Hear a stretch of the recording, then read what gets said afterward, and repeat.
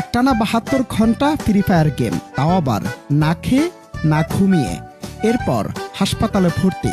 হ্যাঁ, আপনি ঠিকই শুনেছেন, টানা তিনটি দিন এক মুহূর্তের জন্য চোখ বন্ধ করেননি তিনি, মুখে তোলেননি একদানা খাবারও, চোখের পলক না ফেলে নাওয়া খাওয়া ভুলে স্ক্রিনের দিকে তাকে শুধু খেলেই গেছেন ফ্রি ফায়ার। কিন্তু এই খামখেয়ালের শেষটা যে কতটা ভয়ানক হতে পারত তাকে একবারও ভেবে দেখেছেন কেউ? পরিস্থিতি এমন হয়েছে যে একসাথে দিতে হয়েছে 3টে স্লাইন। অবাস্তব আর অবিশ্বাস্য মনে হলেও গেমের নেশায় বুঁদ হয়ে থাকা এক তরুণের এমন এক পাগলামির গল্পে রীতিমতো তোলপাড় নেট দুনিয়া।